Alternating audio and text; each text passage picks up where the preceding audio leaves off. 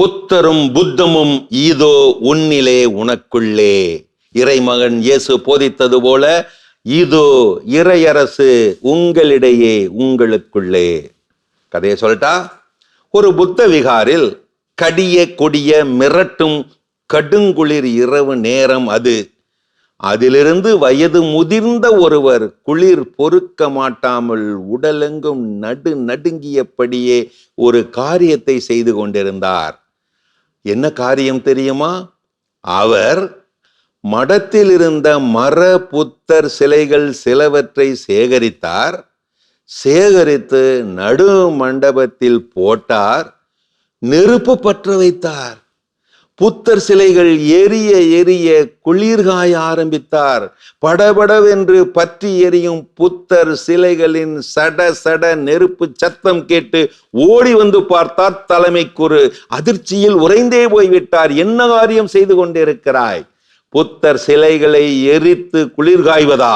அனாதையாய் தெருவில் கிடந்த உனக்கு அடைக்கலம் கொடுத்தது இவ்வளவு பெரிய மடத்தவறு இந்த மடத்திலே. கோபத்தில் கத்தியவரிடம் கோபப்படாமல் சொன்னார் அந்த முதியவர், ஏன் இப்படி கோபப்படுகிறீர்கள்? இதோ புத்தர் எனது குளிரை போக்கிக் கொண்டிருக்கிறார். இல்லாவிட்டால் இந்நேரம் நான் செத்திருப்பேன்.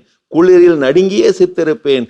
இதோ புத்தர் என்னை காப்பாற்றிக் கொண்டிருக்கிறார். வாருங்கள், நீங்களும் வந்து குளிர் காயுங்கள். ஐயோ, என்ன பேசுகிறீர்கள்? புத்தரையே எரித்து விட்டீர்களே, தெய்வத்தையே கொளுத்தி விட்டீர்களே. இப்படி கத்தி கதறி கொண்டிருக்க ஒரு குச்சியை எடுத்து அந்த சாம்பலை கிளற ஆரம்பித்தார் அந்த முதியவர். என்ன செய்கிறீர்கள்?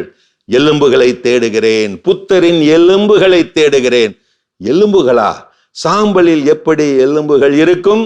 புத்தரைத்தான் நான் எரித்தேன் என்றால் புத்தரின் எலும்புகள் இங்கே இருக்க வேண்டும் அல்லவா? எங்கே மீதமுள்ள புத்தர் சிலைகளை எல்லாம் இங்கே கொண்டு வாருங்கள், அவற்றையும் எரித்து குளிர்காயுவோம். அவற்றிலாவது எலும்புகள் கிடைக்குமா என்று தேடுவோம். கடுப்பின் கடைசிக்கே போய்விட்ட அந்த மட அதிபர் அந்த முதியவரை அந்த கடும் குளிரிலே மடத்திலிருந்து வெளியே தள்ளிவிட்டு தொலைந்து போய் என்று கத்திவிட்டு கதவை மூடிவிட்டார்.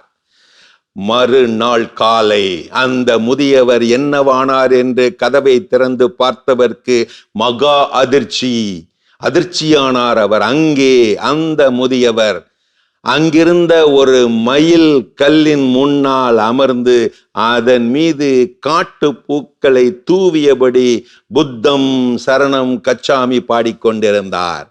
அருகே போன மடக்குரு இப்போதும் அலறினார். என்ன இது? என்ன செய்கிறீர்கள்? மயில்கல் தான் புத்தரா? புத்தம் சரணம் கச்சாமி பாடுகிறீரே? புன்னகையுடன் கேட்டார் அந்த முதியவர். மரம் புத்தராகும் போது மயில்கல் புத்தராகாதா? நேற்றிரவு நான் குளிர் காய்ந்தது எனக்குள் இருக்கும் புத்தரை காப்பாற்றத்தான். எனக்குள்ளே அவர் குளிரில் நடுங்கிக் கொண்டிருந்தார். அதனால் தான் மர சிற்பங்களை எரித்து அவரை காப்பாற்றினேன். ஆனால் உயிரற்ற மர புத்தர்களை எரித்ததற்காக உயிருள்ள இந்த புத்தரை நேற்று நீங்கள் வெளியே துரத்தி விட்டீர்களே. கடவுள் உடனிருந்து காப்பாற்றுவார் அல்லது உடனிருந்து துன்புறுவார்.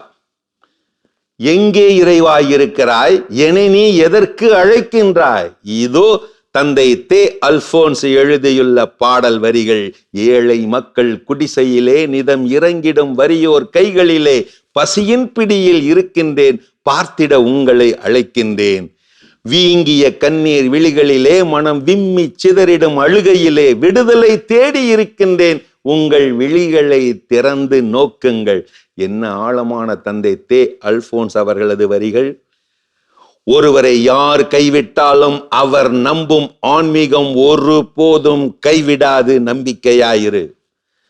கொடுப்பவர்களுக்கு தெரியாது கேட்பது கடவுள் என்று, கேட்பவர்களுக்கு தெரியும் கொடுக்க விருப்பது கடவுள் என்று. இதுதான் உண்மை மாதா டிவி நட்பே.